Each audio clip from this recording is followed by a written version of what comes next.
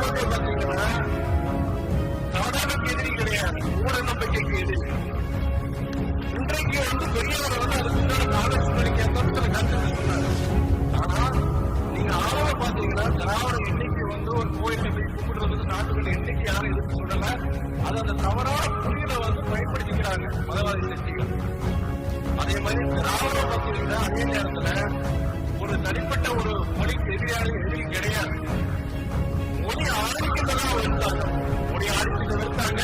தமிழ் மொழியை வந்து அவங்க அந்த தமிழ் மொழியை சிதைக்க நினைக்கிறதோ அதை இருந்தாங்க.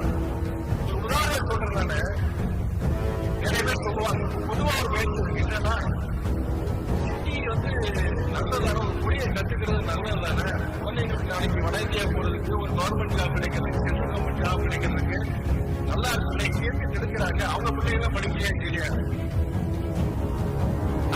ஹிந்தியை பொறுத்த வரைக்கும் பாத்தீங்கன்னா அவங்க எப்போ அந்த காலத்துல முத திராவிட விஷயத்தை ஆரம்பிக்கும் போதே ஹிந்தி பிரச்சார சங்கம் இன்னும் எழுதிட்டு இருந்தது. அப்ப நினைச்சிருந்தாங்கன்னா அப்ப திராவிட உச்சத்தில் இருக்கிறது நினைச்சா நடக்க விடாம பண்ணிருக்கலாம். அதுதான் அவங்க எதுவுமே சொல்லலாம்.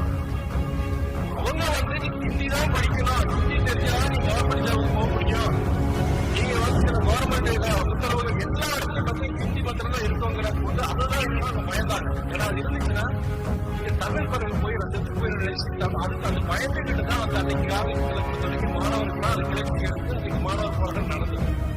ஒரு உதாரணம் சொல்றேன், ஒரு 2 வருஷத்துக்கு முன்னாடி வரைக்கும் சிபிஎஸ்இ பள்ளிகளை பொறுத்த வரைக்கும் நீங்க மாநில பிரெஞ்சு இருந்தது, ஜெர்மன் இருந்தது, ஸ்பானிஷ் இருந்தது, கடைசியில சைனீஸ் மொழி வளர்க்கிறேன்னு கொடுத்தாங்க.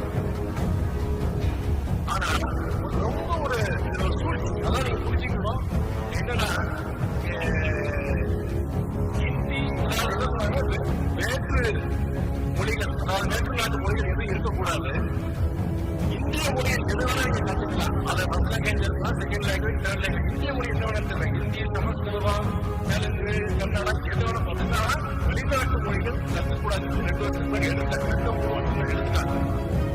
அப்ப என்னன்னா அதே கேள்வி நான் கேட்கிறேன், ஏன் ஒரு பிரெஞ்சு மொழி கற்றுக்கூடாதா, ஒரு ஜெர்மன் மொழி கற்றுக்கூடாதா, ஒரு ஸ்பானிஷ் மொழி கற்றுக்கூடாதா? இன்னைக்கு மேக் இன் இந்தியா சொல்றோம், உலகத்துக்கு இருக்கணும்னு சொல்றோம். நம்ம இளைஞர்கள் பார்த்தீங்கன்னா இன்னைக்கு ஐபி நீங்க சாம்பார் படிச்சு வேலை நல்லா படிச்சு வெளிநாட்டுக்கு போறாங்க. அவனுக்கு இன்னொரு ஒரு மொழி, ஒரு ஜப்பானிய மொழியோ, ஒரு ஸ்பானிஷ் மொழியோ, ஜெர்மனி மொழியோ அவனுக்கு வேலை வாய்ப்புகள் கொடுக்குது. அந்த வேலை வாய்ப்பு கிடைக்கும் பொழுது அதுக்குண்டான பொறுப்புகள் ஜாஸ்தி கிடைக்குது, வேற மொழிகள் தெரிஞ்சதுன்னா. அதே மாதிரி தொழில் செய்யும் போது உங்களுக்கு வந்து ஒரு ஜப்பானிய மொழியோ இல்லாட்டி ஒரு ஸ்பானிஷ் மொழியோ பாத்தீங்கன்னு தெரிஞ்சதுன்னா நாளைக்கு அது உங்களுக்கு வலுவை கொடுக்கும்.